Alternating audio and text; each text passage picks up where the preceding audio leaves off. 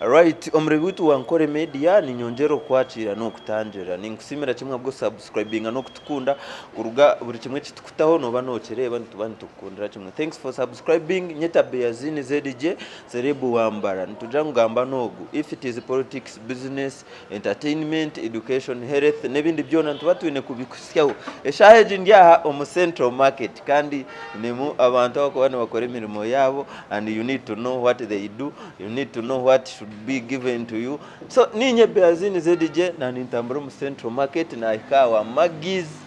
beauty para. Yes, webare madam wasibota nasibaje sewa wasibota yao amazina natkunda Margaret banzura musiyo barebe Ankole Media live TV TV mbasa Ankole Media ninyakora abahagize mwena ndi omusubuzo mu central market ninguza ni cosmetic soap nyine bishoche amazita ebya makeup byona chutexi when all nyine cosmetics nibaheta nkai business yawe no jetot Maggie Beauty Pearl watujangu nokora chinati ninguza amazita agabashija agabakazi ebishoche perfumes kwatina nebibyara makeup byona ebinye bya cosmetics so nanye nebyara byanye kwendo bisige turo turanje tunkuba nindeba tona ninsiga nimbantine buzubyona no business negende teine nshonga kugira turi basi mu central market nubutandikire konka ekishane kitukureba tikibimunonga biza kuterera ntukoraje n'abantu eta abahagizi abashumuze mu twagire ebintu mbambitambaraje nakabeyi ni karungi watujang noguze byishoti ebyokore byara pedicure manicure artificial nails cosmetics perfumes hair dressing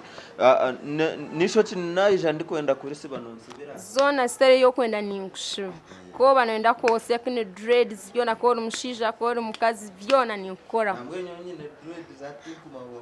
ninzani noizani nkukoraho byona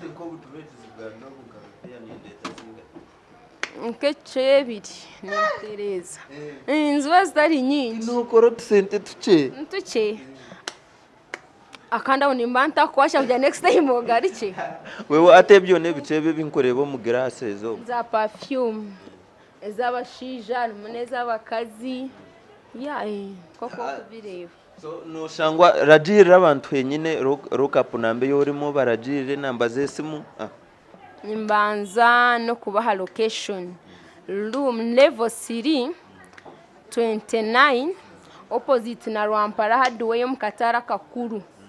wika Katara Kakuru kemera hardware Rwampara ejo nono ndeba yes ni hano wameta Maggie's beauty para kankushomere namba zesu nimbanza na MTN 0 18 12 8 Airtel 075 99 27 002 nashangwa level number 3 um central market room number 29 level 3 bamweta Maggie's beauty Pearl para Maggie Beauty Pearl Maggie Beauty Pearl otari sire kwini to kutigama yewe cyane mecha ga koriste hogwe rero nkito bashomire kuriya ebintu biraba bigumire konka we bare gukora nanishabo oyongere kohora abantu bije bakwagire tusibure ni shaba ninga ni beta abahagizi mbase kwiza kumpagira byona service nyingi nzine zikwatine z'abacyara nkoko wawagambe pendicure na manicure byona nimbambine ja no okwiza tuzo mu Christmas to kuza kutusharira ukatwaka offer nkaza kubakwa roho bukose mu Christmas natwa nobo bwiri mwizaje nimbakira nimwe bakastoma nimbeta evera bomza kubabiro wagwa no kutanche mu bintu by'emtware 5 ishirabo nkibakero Wow. So we bari munonga na Beyazini ZJJ ni NKORE Media twatugiye mu Central Market kandi twatayira omucyara umukozi ari muna akozire business ye yahi mwana mureba nimba nimbisimira kimwe kandi nshabangu ni uryo ko jerechi wayi jerechi wapanga ahandi usibikuru